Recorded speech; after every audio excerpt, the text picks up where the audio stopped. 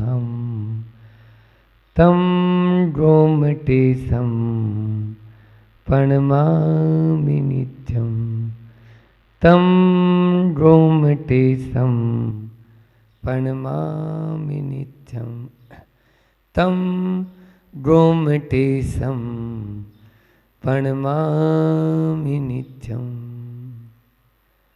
बोलिए 1008 श्री गोमटेश बाहुबली भगवान की। नैनागिरी सिद्ध क्षेत्र के मूल नायक चिंतामणि पारसनाथ भगवान की।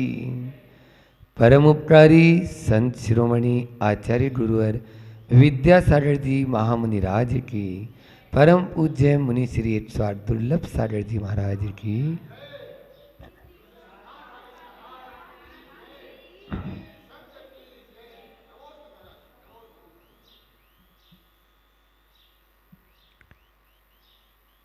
कल अपन ने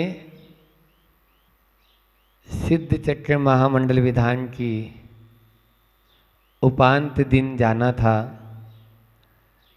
कि भगवान महावीर स्वामी ही नहीं, अनेकों तीर्थंकर जो अपने हुए हैं उन सभी तीर्थंकरों ने दो मार्ग बताए, एक साधना का मार्ग और एक आराधना का मार्ग। जो उच्च मनोबल और दृढ़ इच्छा शक्ति को धारण करने वाले होते हैं वे साधना के मार्ग को चुन लेते हैं, और जिनसे उस साधना के मार्ग पर चलने में असमर्थता होती है वे आराधना के मार्ग को अंगीकार कर लेते हैं।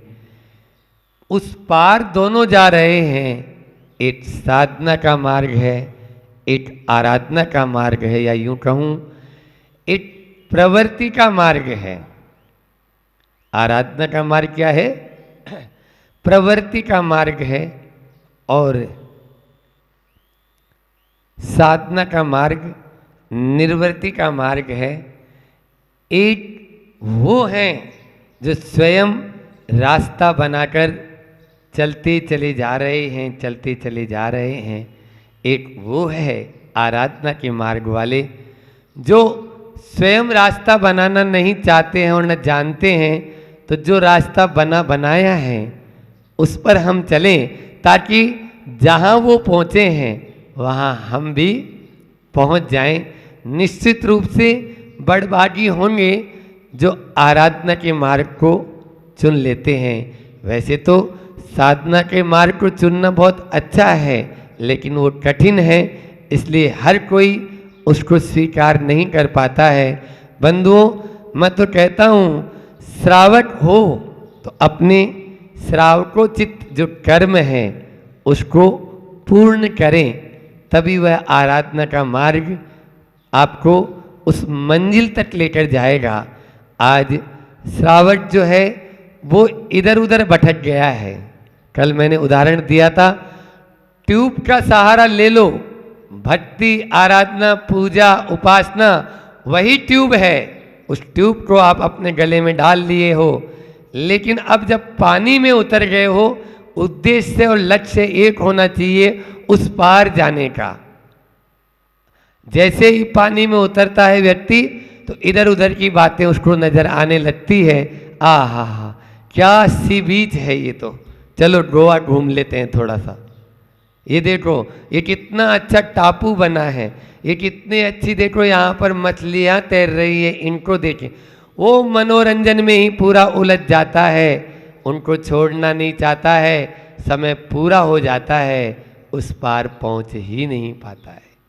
बड़ी दुर्लभता से हमें यह मनुष्य भाव मिला है, तो उसका, क्योंकि गृहस्थ बनने में कोई बुराई नहीं है, लेकिन वो गृहस्थ तब जब वो सदगृहस्थ हो।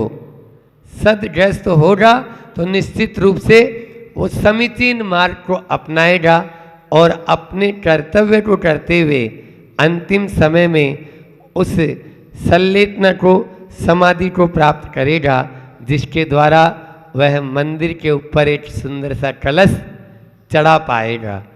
आज प्रातःकाल की बेला में यहाँ सिद्ध चक्र महामंडल विधान का 1024 अर्घ्य के साथ में समापन हुआ। पूर्ण भक्ति भाव उमंग के साथ में सबने भाग लिया। और उसी समय अब लोगों ने कहा कि थोड़ा ही बोलें, लेकिन बोलें जरूर। तो हमने 4 बिंदु दिए थे, उस समय दूसरे लोग थे, अभी दूसरे हैं।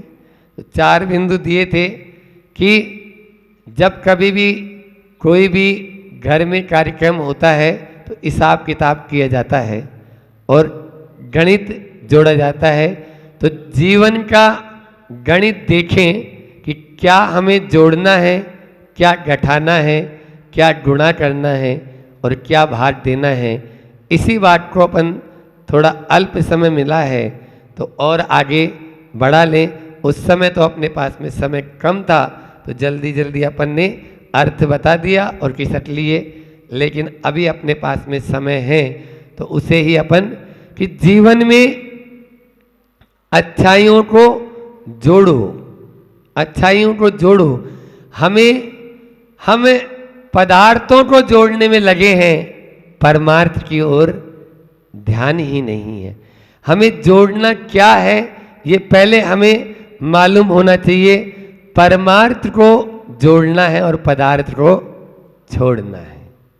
परमार्थ को जोड़ना है और पदार्थ को छोड़ना है। ध्यान रखना, धन को नहीं जोड़ना है, धर्म को जोड़ना है। संपत्ति को नहीं, संस्कृति को जोड़ना है। क्या बोला? धन को नहीं, धर्म को जोड़ना है। संपत्ति को नहीं, संस्कृति को जोड़ना है।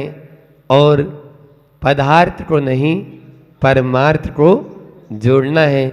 तभी हमारे इस जोड़ के द्वारा हम अपनी उन्नति कर पाएंगे, अन्यथा तो अपना डाउनफॉल तो हो ही जाता है। जोड़ने में परिश्रम करना होता है और तोड़ने में कोई परिश्रम करना होता है? नीलकमल जी बोलो। मकान बनाते हैं, एक एक ईंट जोड़ जोड़ कर खड़ी करते हैं और ये तोड़ना हो तो हाँ बस कुछ नहीं है, खाली नीचे वाली 2 4 5 ईंट हिला दो, ऊपर वाली तो अपना आप ही नीचे आ जाएगी। हमारे मन की या हमारे विचारों की भी यही परिणति होती है। यह अच्छाइयों को कम स्वीकार कर पाता है और बुराइयों को ज़्यादा। तोड़ने वाली चीज को जल्दी स्वीकार कर लेता है। ध्यान रखना, संत कहते हैं कि आप जोड़ने की बात पहले मत करो, पहले छोड़ने की बात करो। उदाहरण देता हूं, जैसे चौराहे के ऊपर लाइट है, लाइटें होती है। अब लाल लाइट हो गई और फिर भी आपने हरी लाइट है और आपने मान लीजिए गाड़ी नहीं निकाली, खड़े हैं आप, कोई काम आ गया, फोन आ गया, आपको मालूम है कि महाराज जी ने नियम दिलाया है जब गाड़ी चलाओ तो फोन से बात नहीं करना है ना।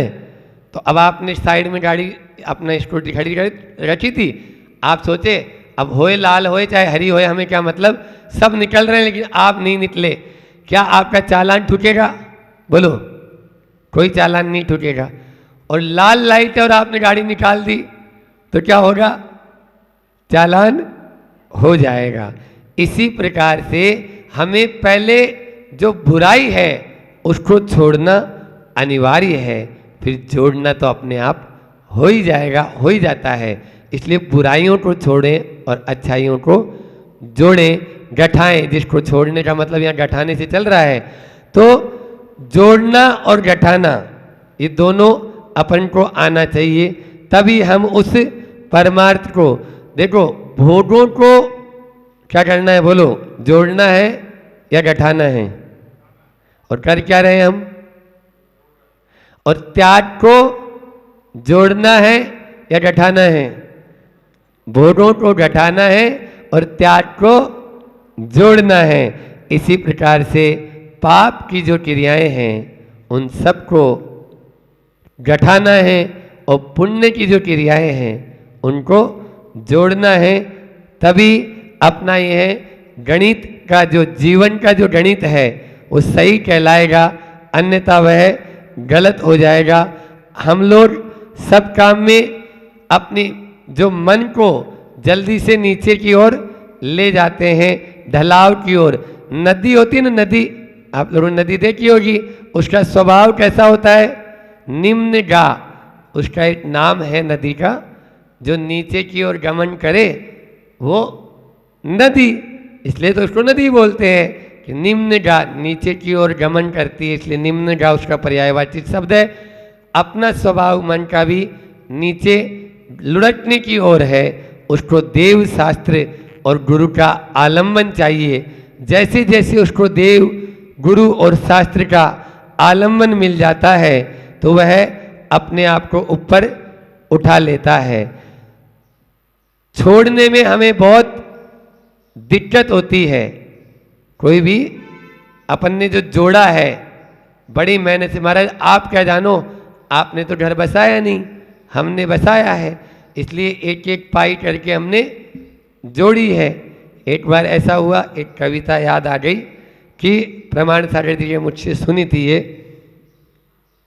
बंदर होता ना, बंदर, बंदर ने एक मटकी थी, उसमें चने थे, उन चनों को पाने के लिए हाथ डाल दिया अंदर।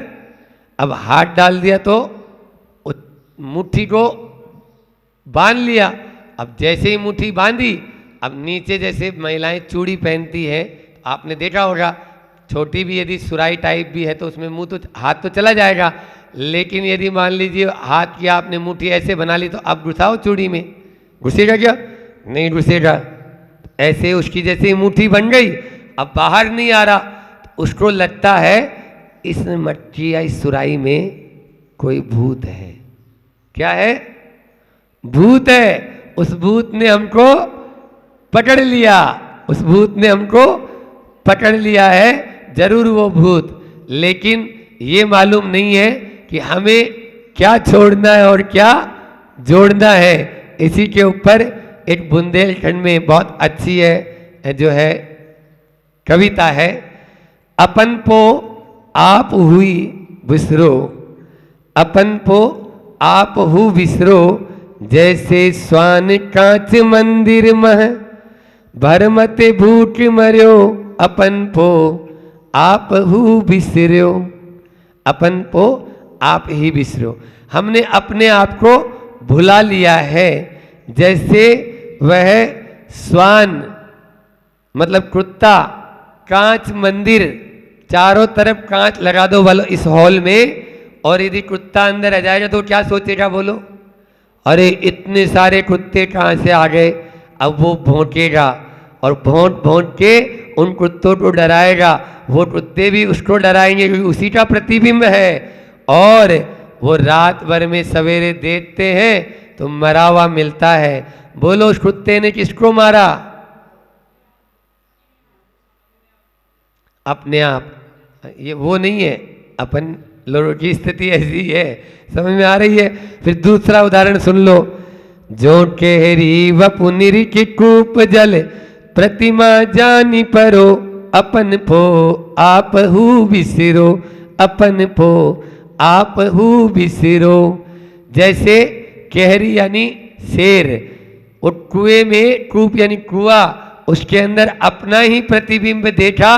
खरगोश और दूसरी क्लास में पढ़ी थी हमने, है ना? अरे क्या करूं, मुझे आज एक दूसरा शेर मिल गया। अब वो देखा है मेरे रहते हुए दूसरा शेर कहाँ है?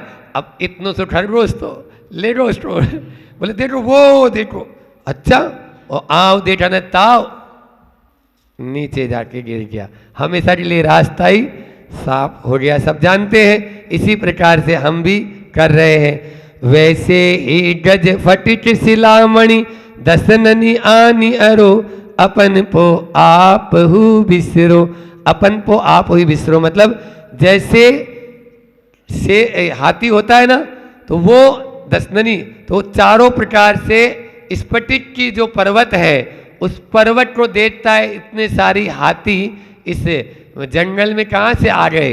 तो वो बार बार अपने सिर को उस स्फटिक मणि के पर्वत से बार बार भिड़ाता है और प्राण गंवाता है। इसके बाद में उदाहरण आता है अपन जो बोल रहे थे, जो छोड़ने और जोड़ने वाली बात है कि मरकट मुठी स्वाद नहीं बिटूरे, घर घर रटत फिरो। वो यहाँ पर मरकट यानी मरकट कौन को बोलते हैं? संस्कृत तो पढ़े हुए होंगे थोड़ा बहुत। मरकट यानी बंदर। वो बंदर मुठी उसमें अंदर दे दी, अरे घर घर देखा मुझे किसी ने पकड़ लिया, कैसे छूटूं? अब कान कौन छुड़ाए? वो अपना आप छूटेगा तभी तो। आपने जो जोड़ रखा है उसको छोड़ दो, निश्चित रूप से मुक्ति की प्राप्ति बहुत जल्दी हो जाएगी। और अंत में एक उदाहरण और दे रहे हैं अभी आचार्य यहाँ पे कवि महोदय, कहत कबीर ललनी के सुगना, तो हे कौन पकड़ो अपन पो आप हु बिसरो। ललनी के सुगना, सुगना का मतलब होता है सुट यानी होता है तोता। सुट यानी तोता होता है। बहरिया होते ना, बहरिया, ये बहरिया पकड़ने वाले ऐसे रस्सी की वो बनाते, दो रस्सियों की ऐसे बीच में गांठ बना के उसमें ऐसे बीच में एक लकड़ी लगा देते हैं और वहाँ कुछ खाने पीने की हरी मिर्च या कुछ भी लगा देंगे उस पर, तो तोता आके और उसको खाना चाहेगा। अब जैसे ही वो उस पर बैठता है, उस डंडी पे, वो बंधी भी है, तो वो बिल्कुल झूल जाती है।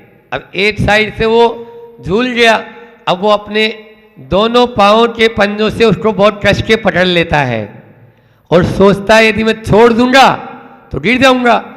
अरे भैया तेरे पास में इतनी कुवत भगवान ने दी है, तू छोड़ेगा तो पंख भी तो फड़फड़ाएगा, लेकिन उसका ध्यान अपने पंखों की ओर नहीं है, विषय भोगों की ओर है। वो जो टमाटर या हरी मिर्ची लगी है ना, उसकी ओर है। उस कारण से बहेरिया आता है और उसको पकड़ ले जाता है। ये स्थिति संसारी प्राणी की हो रही है। जो उसने जोड़ा है उसको छोड़ना नहीं चाह रहा है, इसलिए ऐसा जोड़ो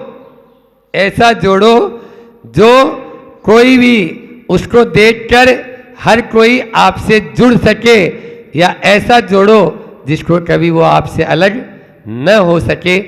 इतना ही रखेंगे तो पहला था जोड़ना, दूसरा था गठाना और तीसरा गुणा करना। अपने जो सद्गुण है उनका गुणा करो, निश्चित रूप से गुणात्मक रूप से अपनी अभिवृद्धि होती चली जाएगी। और तब तक भाग देते जाओ अपनी बुराइयों और दुर्बलताओं और बुराइयों का, तब तक भाग देते जाओ उनमें जब तक वो शून्य न हो जाए, तभी हम अपनी आत्मा का कल्याण कर सकते हैं। इसलिए जोड़ना है, घटाना है, गुणा करना है और भाग देना है। तो किसका गुणा करना, भाग देना, संसार के गणित में तो आप बहुत माहिर हो, इस मोक्ष मार्ग वाले गणित में भी आप सब ट्रेंड हो जाएं। ऐसी भावना के साथ में मैं अपनी वाणी को विराम देता हूँ। बोलिए अहिंसा परमो धर्म की। आचार्य गुरु और विद्यासागर जी महामुनि राज की। कैसे लोग हो आप, कैसे लोग हो आप? इतनी देर से महाराज जी आपके लिए 3 घंटे से विधान करा रहे हैं और इतनी गर्मी में मुंह सुखा रहे हैं। उनकी जय तो अच्छे से बोलो, बोलो संदान सागर जी महाराज की। बताओ, धर्म ध्यान आपका करा रहे हैं और उसके बाद भी आपकी जयकारा में दम नहीं है। देखो हमारे महाराज जी कितनी मेहनत कर रहे हैं आप लोगों के लिए। हाँ, बहुत अच्छा। महाराज जी की मेहनत थी और आपकी भक्ति थी, कि चंदा प्रभु के दरबार में आप लोगों ने मिलकर खूब पुण्य कमाया, खूब विशुद्धि बढ़ाई। बहुत अच्छा है, ऐसे मौके आपको बार बार मिलते रहिए, हमारी भावना है ना। रोक लो आप महाराज जी को तो महाराज जी रुक जाएंगे हमसे। हाँ, रुक जाएंगे, आएंगे, ठीक है। देखते कितनी भक्ति है, अगर भक्ति होगी तो हो सकता है वापस आ जाए हम, ठीक है ना। आपकी भक्ति देखेंगे हम नैनागिरी में कितनी रहेगी। बहुत अच्छा। हम प्रतिदिन जहाँ जहाँ जा रहे हैं, जिस गांव में जा रहे हैं, उस गांव के ऊपर ही हम प्रवचन करते हैं, उस गांव के नाम पर ही हम प्रवचन करते हैं, उनके शब्दों को समझाते हैं। तो पापेट वालों, पापेट क्या कह रहा है, क्या बोध दे रहा है, क्या शिक्षा दे रहा है, वो आपके सामने में रखता हूँ। पापेट वालों, पापेट क्या कह रहा है, क्या शिक्षा दे रहा है, क्या बोध दे रहा है, वो मैं आपके सामने रखता हूँ। पहला अक्षर है पा, पाई है ना पहला अक्षर, इतने तो पढ़े, इंग्लिश मीडियम वाले तो नहीं हो ना। पहला अक्षर है पा, वो पा कह रहा है पारंगत बनो तो रंगत आएगी। क्या बोल रहा है? पारंगत बनो तो रंगत आएगी। दूसरा पे कह रहा है पैतृक व्यवसाय नहीं छोड़ो। दूसरा पे कह रहा है पैतृक व्यवसाय नहीं छोड़ो। और तीसरा ट क्या है? पा पे ट, ट कह रहा है टकराहट नहीं तो मुस्कुराहट, टकराहट नहीं मुस्कुराहट हो आपके जीवन में। टा क्या कह रहा है? टकराहट नहीं मुस्कुराहट हो आपके जीवन में। पैतृक व्यवसाय को छोड़ना, अपने अस्तित्व को तोड़ना है बंधुओं, ध्यान रखना। तो तीन बातें हैं, आज इन तीन बातों पर आपसे हम चर्चा करेंगे। पारंगत बनो तो रंगत आएगी, और पैतृक व्यवसाय को कभी नहीं छोड़ना, और तीसरा टकराहट नहीं तो मुस्कुराहट अवश्य आपके जीवन में आएगी। तो चलते हैं अपन इसी बात को लेते हुए। पारंगत क्या है? तो पारंगत बनो तो रंगत आएगी। रंगत आते ही आपके सबके मतलब अंतरंग में, आपके सबके अंतरंग में क्या हो जाएगी? वाह वाह प्रस्फुटित हो जाएगी। क्यों? क्योंकि जिस भी क्षेत्र में हो आप, जहाँ भी हो आप, जिस भी फील्ड में हो आप, अगर मान लो आप उस पारंगत का अर्थ समझते हो, आप पारंगत के मीनिंग समझते हो? पारंगत मतलब क्या? उस क्षेत्र में बहुत अच्छे से उसको करते आना, उसको कहते हैं पारंगत। पारंगत का मतलब समझो भाई, अगर आप पढ़ रहे हो तो पढ़ने में अगर आप अच्छे पढ़ रहे हो तो बहुत अच्छे हैं, ठीक है ना। अगर आप गा रहे हो तो गाने में आप बहुत अच्छे गा रहे हो तो पारंगत है। उस फील्ड का बहुत अच्छे से अनुभव होना, उसको कहते हैं पारंगत। तो वो आप चाहे जिस जीवन में हो, चाहे आप विद्यार्थी जीवन में हो, चाहे आप व्यापारिक जीवन में हो, चाहे आप खिलाड़ी के जीवन में हो, चाहे आप एक कलाकार हो, संगीतकार हो, या म्यूजिककार हो, या एक चित्र कलाकार हो, या और भी आप चाहे गृहिणी हो, या और भी आप कोई डॉक्टर हो, वैद्य हो, कोई भी हो, तो हर व्यक्ति की इच्छा होती है कि मैं जिस फील्ड में हूँ उस फील्ड में, उस फील्ड की पूरी जानकारी हो और सब लोग क्या कहें? वाह वाह कहे। तो वाह वाह जब होगी जब आप उस क्षेत्र में पारंगत बनोगे। जब आप उस क्षेत्र में पारंगत बनोगे, उसको जानोगे, समझोगे, तभी तो वाह वाह होगी। तो मैं आपके सामने, आप जिस भी क्षेत्र में हो उसमें लगा लेना, क्योंकि ये नाना लोग, बहुत सारे लोग बैठे हैं, सबके अपने अपने क्षेत्र हैं। किसी को व्यापार है तो कोई बालक शिक्षक, मतलब कोई शिक्षक है तो कोई बालक शिक्षा लेने वाला है। तो अपने अपने क्षेत्र में 8-10 बिंदु आपके सामने रख रहा हूँ। अगर आप पारंगत बनना चाहते हो, सबसे पहला बिंदु, सबसे पहली बात, ध्यान से सुनते जाना। आपको पारंगत बनना हो तो ध्यान रखना। क्या ध्यान रखना? अगर आप जिस नाव में सवार हुए हो, जिस लक्ष्य को आप लेके बढ़े हो, जिस विषय में आप पारंगत होना चाहते हो, तो ध्यान रखना आपके जीवन में पारंगत होने के लिए वही देखो जिसमें आपको पारंगत होना है। वही देखो जिसमें आपको पारंगत होना है। वही जानो, वही जानो जिसमें आपको पारंगत होना है। वही बोलो जिसमें आपको पारंगत होना है। वही सोचो जिसमें आपको पारंगत होना है, और वही करो जिसमें आपको पारंगत होना है। जब आप पारंगत हो जाओगे, हो पाओगे। क्यों? क्योंकि ध्यान रखना, हम वही देखेंगे, वही जानेंगे, वही सोचेंगे, वही बोलेंगे, वही करेंगे, तब जाके हम उस क्षेत्र में, उस विषय में अपने आप को अच्छा पा पाएंगे। उसके पहले नहीं पा पाएंगे। अगर आप मान लीजिए खिलाड़ी के जीवन में है और आप चाहते हैं मुझे बहुत अच्छा बॉलर बनना है, बहुत अच्छा क्रिकेटर बनना है, तो आपके लिए पूरी जी तोड़ मेहनत करना पड़ेगी। जब आप उस मुकाम पर पहुंच सकते हो तो वो देखना पड़ेगा, वो जानना पड़ेगा, वो बोलना पड़ेगा, वो सोचना पड़ेगा, वो करना पड़ेगा। सीधी सच्ची बात है, उसको आपको जुनून बनाना पड़ेगा। क्या बनाना पड़ेगा? जुनून। जुनून उसको बोलते हैं कि मेरे लिए कुछ भी नहीं है, अब मेरे लिए वही सब कुछ है, और मैं जुनून बनाऊंगा तब उस क्षेत्र में पारंगत हो पाऊंगा। तब जब तक आप अपने जीवन में उस जुनून पने को नहीं लाओगे, तब तक आप पारंगत नहीं हो पाओगे। बात मान के चलना। और तीसरी बात, एक बात ध्यान रखना, पारंगत वो होता है जो बार बार गिरता है फिर उठकर चलने लगता है। ये जो बच्चा है, वो बच्चा क्या है, वो कब चलना सीखता है?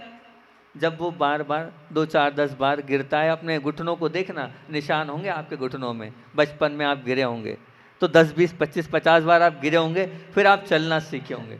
बिल्कुल देख लो, आप देख लेना आप अपने अपने घुटनों में, तो वो बचपन के निशान आपको दिखेंगे। गिरे थे, घुटने में लगी थी, फिर हम चलना सीखे। तो ध्यान रखना, जिस क्षेत्र में आप बढ़ना चाहते हो बार बार गिरोगे, लेकिन उस गिरने से आप एकदम मत हट, अपने उस क्षेत्र को छोड़ देना। ये मान के चलना, गिर रहा हूँ तो निश्चित तौर से एक न एक दिन उठूंगा। जैसे मैं बचपन में चलना सीखा हूँ, ऐसे मैं अपने उस क्षेत्र में पारंगत होते चले जाऊंगा। और जितनी बार गिरोगे, जितनी बार गिरोगे, उतनी ये मान के चलना पक्की पारंगतता और आपकी उस क्षेत्र में आती चली जाएगी। पीछे मत हटना, क्योंकि ध्यान रखना, लक्ष्य में दक्षता, बहुत अच्छी बात सुनना ध्यान से, लक्ष्य में दक्षता तभी आती है जब परिणामों में सक्षमता होती है। परिणामों में सक्षमता मतलब हम उन परिणामों को पक्का रखते हैं कि नहीं, अब हम बदलेंगे नहीं, हमने एक और की यात्रा कर दिए तो बस अब उसी क्षेत्र में हम बढ़ते चले जाएंगे, बढ़ते चले जाएंगे। जैसे एक उदाहरण देता हूँ आपके सामने, दौड़ने वाला जो दौड़ रहा है, कोई दौड़ रहा है, और दौड़ने वाला कभी ये नहीं देखता पीछे मैं कितना दौड़ कर आया हूँ, क्या देखता है क्या, यार कितना दौड़ लिया मैंने, देखता नहीं है ना। ऐसे ही ध्यान रखना, आप जिस मंजिल की ओर जा रहे हैं, जिस लक्ष्य की ओर जा रहे हैं, और अब जा रहे हैं तो निश्चित तौर से वहाँ तक पहुँचने में आपका धन भी लगेगा, आपका समय भी लगेगा, आपकी ताकत भी लगेगी, पर उस धन को, उस ताकत को, उस समय को मत देखना, नहीं तो आप वहाँ तक नहीं पहुँच पाओगे। इसलिए जो हो गया है उसको नहीं, जो प्राप्त करना है उस मंजिल को देखते जाओगे। जैसे दौड़ने वाला सिर्फ अपनी मंजिल को देखता है, पीछे की ओर नहीं देखता है, ऐसे भी आप अपने जीवन में पीछे की ओर झांक कर मत देखना, आगे बढ़ते चले ना,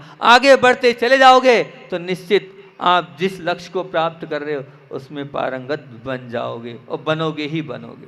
जैसे मान लीजिए यहाँ बहुत सारे किसान बैठे हैं, कृषक भी हैं, खेती भी करते हैं। अब मान लो पानी है, पानी तो है और वो कहाँ है, बहुत गहराई में है। अब वो गहराई वाला जो पानी है उसको प्राप्त करना है, और वो मान लीजिए 60 70 80 फीट पे आपको पानी मिलेगा, तो पानी के लिए क्या करना पड़ेगा, एक ही स्थान पर बार बार खोदना पड़ेगा, तब कहीं जाकर आपको पानी मिलेगा। अगर मान लीजिए नहीं, खोदने की बात है, 10 फीट यहाँ खोद लिया, 15 फीट वहाँ खोद लिया, 20 फीट वहाँ खोद लिया, 25 फीट वहाँ खोद लिया, 50 फीट वहाँ खोद लिया, तो पानी मिलेगा क्या, नहीं, बिल्कुल नहीं मिलेगा। पानी की प्राप्ति जब ही होगी मीठे पानी की, जब एक ही स्थान में आप खोदते चले जाओगे, खोदते चले जाओगे, खोदते चले जाओगे, जब पानी मिलेगा। आप चाहते हो कि अपने उस क्षेत्र में पारंगत होना चाहता हूँ, उसी क्षेत्र में लगते चले जाओ, लगते चले जाओ, लगते चले जाओ। जैसे वो धार कब होती है, बार बार घीसने पर वो तलवार की धार होती है, चाकू की धार होती है, तब वो पेनी होती है। अपने आप को पेना अगर आपको बनाना है तो लगातार उसी स्थान पर बार बार चोट मारना पड़ेगा, तब जाके कहीं आप पेने बन पाओगे। आचार्य भगवान बार बार कहते हैं क्या, 64 पहरी पीपर। किसको कहते हैं 64 पहरी पीपर? बोले उस पीपर पर, पीपर तो पीपर है, उस पीपर पर 64 प्रहर तक आप ठोको, तब कहीं जाकर वो आपका मोती झरा, जो आपको टाइफाइड हुआ है वो और जो बड़ी बीमारियां वो समाप्त होगी। लेकिन 64 पहरी पीपर चाहिए। तो 64 पहरी पीपर मतलब उसी स्थान पर आपको ठोकना पड़ेगा, तब 64 पहरी पीपर बनती हैगी। तो आप भी उसी स्थान पर उसी बात पर लगोगे, तब जाके आप पारंगत होगे, नहीं तो नहीं होगे। ध्यान रखना। और दूसरी बात और आपको रखता हूँ, मूल बात तो क्या है, परंपरागत तरीकों को गौण नहीं करोगे तो पारंगत बन जाओगे। परंपरागत मतलब क्या महाराज जी? मतलब जो हमारे प्राचीन समय से जो तरीके चले आ रहे हैं, उन तरीकों को हम गौण कर रहे हैं, इसलिए हम पारंगत नहीं हो पा रहे हैं। मान लीजिए अभी आपके पास क्या है, मोबाइल। मोबाइल है ना, सबके पास मोबाइल है। अभी आपसे कुछ शब्द पूछा तो आप क्या करोगे, तुरंत मोबाइल दबाओगे और वो उससे पूछोगे, किससे? गूगल से पूछोगे, इसका क्या अर्थ है? यही तो है, हमने छोड़ दिया। और उसी की अपेक्षा अगर हम मान लीजिए उस शब्द को ढूंढते, तो ध्यान रखना वो आखिरी जीवन के आखिरी समय तक याद रहता। लेकिन आपने बोला और उसका अर्थ आ गया, तब वो कब तक याद रहेगा? घंटे, 2 घंटे, 1 दिन, 2 दिन, भूल जा रहे हो आप। तो आप उस क्षेत्र में जो है सक्षम बन ही नहीं पा रहे। उसका कारण क्या है? उसका कारण कि हम भूल रहे हैं, हम पीछे होते चले जा रहे हैं। आज मान लीजिए हम बच्चे को जोड़ने को देंगे तो जोड़ नहीं पाएगा, वो 10, 20, 25 हज़ार का जोड़ नहीं लगा पाएगा। क्यों? क्योंकि आपके पास क्या आ गया है? कैलकुलेटर आ गया है। उस कैलकुलेटर ने आपका सब कुछ समाप्त कर दिया है और उसके कारण जो है आप जो है वो जोड़ नहीं पा रहे, वो छोड़ चुके हो आप। तीसरी बात और बोलूं तो आज हमारी जो पद्धति है अध्ययन की, वो पद्धति गौण हो गई। अध्ययन की पद्धति से तात्पर्य मैं ये कहना चाहता हूँ कि पहले हम जब घर में पढ़ते थे तो पता है रोज़ सुबह हमारे घर पे हमारी मम्मी उठा देती थी, 4 बजे उठाती थी, 3 बजे उठाती थी और 4 बजे उठाकर हम जो वो 2 घंटे की पढ़ाई करते थे, मैं मानता हूँ कि 10 घंटे की पढ़ाई से बढ़कर वो 2 घंटे की पढ़ाई थी। और वो जो याद करते थे वो याद रहता था, क्योंकि कारण ये था। लेकिन आज बिगड़ गया है ज़माना। आज क्या हो रहा है? आज रात को 12 बजे, 1 बजे, 2 बजे तक पढ़ाई हो रही है। वो परंपरा छूट गई, अब नई परंपरा आ गई है। 1-1, 2-2 बजे तक आप रात को जग रहे हो, आप अपना स्वास्थ्य भी खराब कर रहे हो। और दूसरी बात, वो जो आप याद कर रहे हो ना, वो याद नहीं रहेगा आपका। आप अनुभव कर लेना, जो सुबह के समय में याद रहता है वो जो याद आगे तक रहता है। मेरा खुद का अनुभव है। मैं जब पाठ करता हूँ, मान लो तत्वार सूत्र का पाठ याद है, मैं रात को पाठ करता हूँ, वो पाठ में 30, 35, 40 मिनट लगते हैं। और जब सुबह उठ के करता हूँ तो पाठ 8, 9, 10 मिनट में हो जाता है। क्यों? क्योंकि पूरी बॉडी को रेस्ट मिलता है। हमारी जो बॉडी है वो पूरी एकदम शिथिल हो जाती है, शांत हो जाती है और वातावरण भी शांत होता है। तो शांत वातावरण के साथ हम जब वो याद करते हैं, पढ़ाई करते हैं तो याद हो जाता है, तो अपने आप उस क्षेत्र में हम पारंगत बन जाते हैं। आजकल ये हो रहा है, इस वजह से हम पारंगत नहीं हो पा रहे हैं अपने उस क्षेत्र में और हमें पीछे होना पड़ रहा है। और चौथी बात एक और इसमें विशेष है कि पूर्व के काल के जैसा अध्ययन नहीं रहा। अध्ययन मतलब आज भाई बहन एक साथ पढ़ते हैं, तो जहाँ भाई बहन एक साथ पढ़ते हैं तो जो भाई बहन जहाँ एक साथ पढ़ रहे हैं तो वो अध्ययन की जगह और कहीं पहुँच जाते हैं। और वो जो अध्ययन होना चाहिए वो नहीं। पूर्व में गुरुकुल पद्धतियाँ हुआ करती थी, वहाँ अलग अलग अध्ययन होता था और अलग अलग बहनों का अध्ययन अलग और भाइयों का अध्ययन अलग। लेकिन आजकल ये बचा नहीं। अब ये बचा नहीं है तो संस्कार नहीं बचे और उन संस्कारों के कारण हम पारंगत नहीं हो पा रहे हैं। और सबसे बड़ी बात ध्यान रखना, पारंगतता जब आएगी जब आपके अंदर परस्पर में प्रेम होगा, एक दूसरे के प्रति संयोग की भावना होगी, तब कहीं जाके आप ये मान के चलना पारंगत हो पाओगे। आपके अंदर प्रेम नहीं बचा है, आपके अंदर एक दूसरे के प्रति वात्सल्य नहीं बचा है, इसलिए आप उस क्षेत्र में आगे नहीं बढ़ पा रहे हो। उस क्षेत्र में आप ऊंचाइयों को छू नहीं पा रहे हो, कारण वो आपका प्रेम और वह आपका वात्सल्य समाप्त हो गया है। और सबसे बड़ी बात, जैसे आज वैद्य हैं, डॉक्टर हैं, ये डॉक्टर भी क्यों नहीं बन पा रहे हैं अपने उस क्षेत्र में? पहले के वैद्य होते थे, पता है, वो देख के बता देते थे कि भैया इसकी अब बच नहीं पाएगा, ये फलानी बीमारी है, ये सब कुछ है। आज ऐसी पारंगतता क्यों नहीं है? उसका एक ही कारण है, उसका कारण है कि आज अर्थ की वहाँ पर क्या हो गया? अर्थ आ गया है और उनके पास अर्थ नहीं था, परमार्थ था, सेवा भाव था। आज सेवा भाव खत्म हो गया। उसका कारण भी ये, क्योंकि आप डॉक्टरी कर रहे हो। अब डॉक्टरी कर रहे हो तो करोड़ों लग गए हैं, करोड़ों तो एडमिशन में लग गए हैं। अब वो करोड़ों निकालना है तो अब पहले से ही आपके अंदर अर्थ भरा हुआ है, तो आप परमार्थ तो गौण कर चुके हो, तो वो भावना ही खत्म हो गई कि मुझे सेवा करना है। आपका तो भाव ये जो करोड़ों रुपए मैंने लगाकर डॉक्टर बना है, जो मैंने व्यय किया है, उसको पहले निकालूंगा। अब वो कहाँ रहा परमार्थ? अर्थ घुस गया। अर्थ घुसने के कारण वो जो परमार्थ है वो समाप्त हो गया, और परमार्थ समाप्त होने के कारण जो आप पारंगत होना चाहते हो वो पारंगत नहीं हो पा रहे हो। और सबसे अंतिम बात इसमें कहूँगा कि ये तो हो गई पारंगत होने की बात, लेकिन कभी कभी ऐसा भी होता है कि बिना उसके आप पारंगत हो जाते हो। मतलब क्या हुआ? गॉड गिफ्ट, आपको पुण्य से गला मिल गया तो आप अच्छे गायक हैं।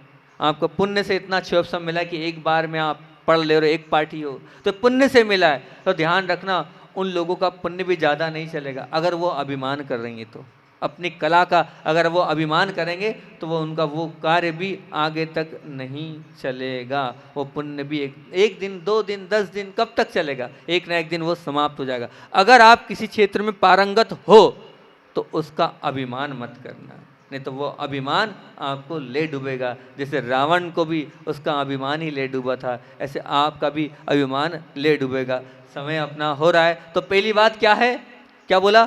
पारंगत बनोगे तो रंगत आएगी। पारंगत बनोगे तो रंगत आएगी, पापेट वालों। और दूसरी बात, क्योंकि हम तो बस उस गांव के ऊपर बैठ कर चिंतन कर लेते हैं, जो आता है वो बोल देते हैं। दूसरी बात है, यहाँ बैठा था, एक चर्चा चल रही थी, वही भाव आ गया। पैतृक व्यवसाय को छोड़ना अपने अस्तित्व को तोड़ना है। पैतृक व्यवसाय को छोड़ना अपने अस्तित्व को तोड़ना है। मान लीजिए आप व्यापारी हैं, आप दुकानदार हैं, तो आप व्यापारी और दुकानदार छोड़कर नौकर क्यों बनने जा रहे हैं? आज एक पद्धति आ गई है, सबको नौकर बनना है और नौकरी करना है। अभी एक भाई का उदाहरण सुना रहा हूँ।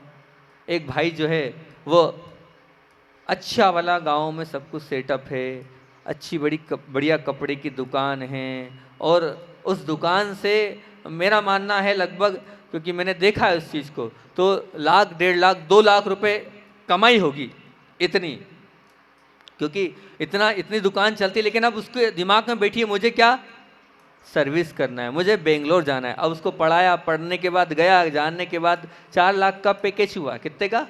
4 लाख का पैकेज हुआ। पैकेज सिस्टम चलता है साल भर का, और 4 लाख में उसकी पूर्ति नहीं हो पा रही। 4 लाख में मकान किराए का है, अन्य गाड़ी से आना जाना है, खर्चा है। अब पता चल रहा है पिताजी यहाँ से भेज रहे हैं, पिताजी यहाँ से भेज रहे हैं। अब अपना पैतृक व्यवसाय छोड़ रहा है वो। अब वहाँ अच्छी भली कमाई है, उस कमाई को छोड़कर वो शहर में बसना चाह रहा है, जबकि यहाँ ना तो खर्चा है। अब आप गांव में रहने वाले हो, है ना? बताओ गांव वालों, और बंडा भी रह रहे हो, और गांव का खर्चा कितना और बंडा का खर्चा कितना और सागर का खर्चा कितना? गांव में यहाँ कुछ नहीं है। जरा से 3,000 5,000 में आप शायद घर चला लोगे, मुश्किल से 5,000 में घर आराम से चला लोगे आप हंसते हंसते। और वहीं सागर चले जाओगे तो क्या होगा? वो 5,000 पता नहीं चलेगा कहाँ गया। अब वो इतना अच्छा सुखी जीवन है, लेकिन नहीं, गांव में धर्म है, गांव में वात्सल्य है, गांव में ईमानदारी है, गांव में संस्कार है। लेकिन नहीं, हमें तो शहर जाना है, वहाँ रहना है, शहर में वो चक्काचौंध में जाना है और अपने आप को भ्रष्ट करना है। ना वहाँ हम धर्म कर पा रहे हैं। बताओ, है धर्म? यहाँ तो आप एक दूसरे को जानते हो, सुख दुख में बैठ जाते हो। वहाँ तो एक बिल्डिंग में ऊपर नीचे वाले को कोई जानता नहीं कौन रहता है, फलाने चंद कौन है, हम नहीं जानते भैया। ये स्थिति है।